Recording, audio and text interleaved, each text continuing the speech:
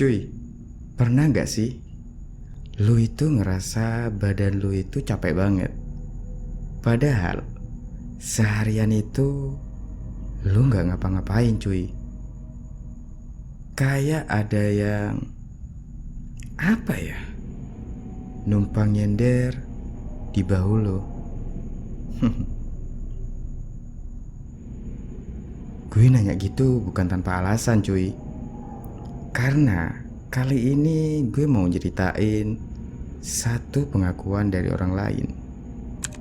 Gue masih ingat malam itu, karena waktu itu gue lagi seru-serunya nonton film cuy. Dan tiba-tiba ada email masuk jam 2.17 lah. Subjeknya sih cuma satu kata, foto. Awalnya sih gue kira itu spam atau penonton yang iseng yang mau sok serem. Tapi yang akhirnya bikin gue buka cuy, di bawahnya cuman ada satu kalimat, gue gak sendirian sejak malam itu. Isi emailnya satu file audio yang durasinya hampir 1 jam lah. Hingga pada akhirnya gue mutusin untuk berhenti nonton film yang tadi gue tonton cuy. Dan gue putusin buat dengerin audio tersebut. Dan jujur aja ya, seharusnya gue berhenti dengerin audio tersebut di menit ke-10.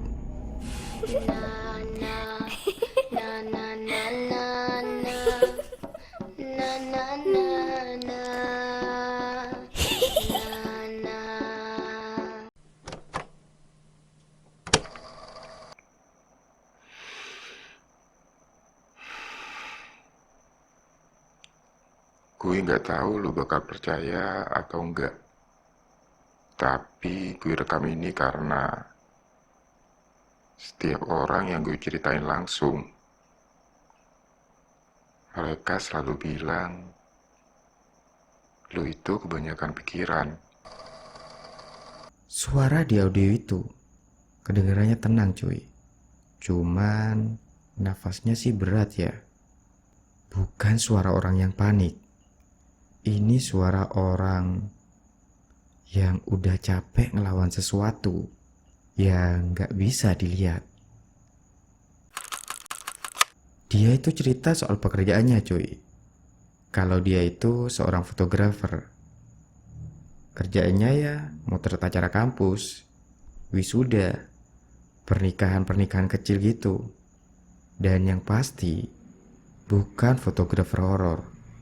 Apalagi orang yang suka hal-hal spiritual gitu. Dan dia itu bahkan ketawa kecil waktu bilang, Gue tuh tipe orang yang percaya kalau semua hal bisa dijelasin. inget ya cuy, kalimat yang barusan diucapkan sama si fotografer itu merupakan satu kalimat penting. Karena semua horor di cerita ini datangnya itu dari orang yang berpikiran rasional. Ceritanya cuy, pernah satu malam si fotografer dan pacarnya ini pulangnya tuh agak telat ya. Jalanan udah sepi dan lampu jalan udah pada banyak yang mati. Hingga pada akhirnya cuy, mereka berdua ini mengalami satu kecelakaan kecil. Bukan yang dramatis, cuma momen singkat yang bikin orang tuh mikir, udah yuk jalan aja. Dan akhirnya mereka berdua pun melanjutkan perjalanan pulang mereka cuy. Beberapa hari kemudian, setelah kejadian kecelakaan tersebut cuy, si fotografer ini mulai sadar. Hasil foto-fotonya mulai aneh. Fotonya itu bukan foto yang rusak, bukan pula foto yang ngeblur gitu cuy, tapi lebih kayak ada sesuatu yang selalu terlalu dekat dengan kameranya. Kadang di belakang, kadang di samping, kadang pula di sudut framenya. Dan dia pun bilang di rekamannya kayak gini. Lucunya tuh, klien gue tuh nggak pernah sadar. Yang sadar sih cuman gue. Dan di titik ini, ceritanya masih kelihatan sepele ya. Ya, karena selama cuma lo yang sadar, lo masih bisa bohong ke diri sendiri. Pada akhirnya cuy, si fotografer ini mengganti kameranya, mengganti lensa dan juga mengupdate seluruh software fotografinya. Dia itu lebih nyari kesalahan teknis ya, karena menurut dia itu hal itu lebih nyaman daripada mikir yang lain cuy. Tapi cuy, dengan segala usahanya itu, hasil fotonya masih tetap sama. Dan di titik ini, ceritanya itu mulai berat. Ya karena setiap solusi logis yang dia lakukan, semuanya gagal. Dia itu mulai susah tidur cuy. Leher mulai pegal dan bahunya itu mulai kerasa berat ya. Bukan yang sakit gitu cuy, cuman gak pernah enak. Dan dia pun bilang gini di rekamannya. Pernah nggak lu ngerasa kayak ada orang numpang sandaran di bahu lu, tapi lu sendiri itu nggak bisa nolak?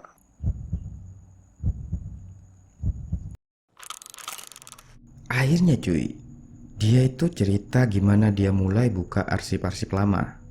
Foto-foto dia yang udah bertahun-tahun ya. Dan satu persatu, pola itu ternyata udah ada dari dulu cuy. Cuman dulu itu dia gak pernah mau lihat. Kadang cuy, masalahnya bukan karena sesuatu yang datang, tapi karena kita nunggu terlalu lama buat ngaku. Pasangan si fotografer ini mulai berubah. Lebih pendiam, lebih curiga. Dan di rekamannya cuy, dialog dia dengan pasangannya selalu dia ulang-ulang. Pacar gue tuh pernah nanya gini, kamu ingat gak kejadian itu? Kejadian apa? Yang waktu malam itu. Gue pun ngejawab, enggak. Yang mana sih? Udah lama lagi. Padahal sebenarnya gue masih ingat. Dan di menit ke-30-an cuy, suara si fotografer ini mulai kedengeran berubah. Lebih pelan dan lebih hati-hati. Gue itu baru sadar satu hal. Kamera itu nggak pernah ngerepotin gue. Sebenarnya yang repot itu apa yang gue hindarin.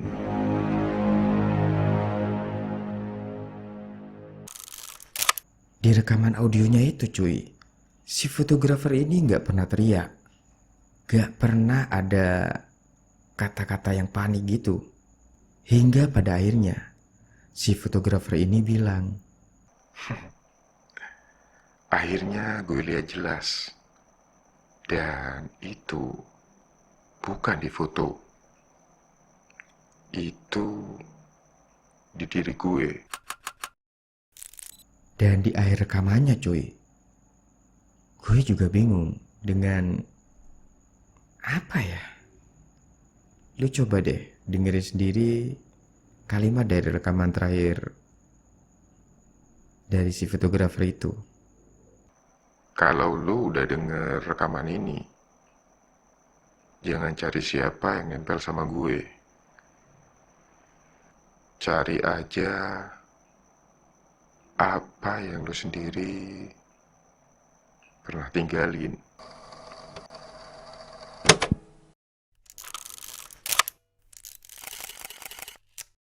Dan setelah kalimat terakhir yang gue denger itu cuy, gue pun mutusin buat matiin rekaman tersebut. Dan untuk pertama kalinya juga ya, sejak malam itu, bahu gue sendiri ini kayak yang berat. Dan keesokan paginya cuy, gue pun mutusin buka galeri foto-foto lama di HP gue. Bukan karena penasaran, tapi ada perasaan takut cuy. Karena cerita ini bukan cuma cerita tentang dia. Dan buat lo yang ngerasa familiar dengan cerita barusan cuy, yap, lu bener. Cerita barusan berasal dari sebuah film dengan judul Shooter tahun 2004. Dan buat lo yang udah nonton filmnya, jangan lupa komen-komen di kolom komentar ya. Dan buat lo yang belum nonton dan penasaran dengan apa yang sebenarnya terjadi dengan si fotografer tersebut, lo wajib nonton film ini. Dan kadang yang paling serem tuh bukan hantunya cuy, tapi rasa bersalah yang akhirnya berani muncul. Sebelum berpisah, jangan lupa like dan share video ini. Dan jangan lupa juga klik tombol subscribe dan lonceng notifikasinya agar tidak ketinggalan video-video selanjutnya. Gue Mo, see you next time and peace out.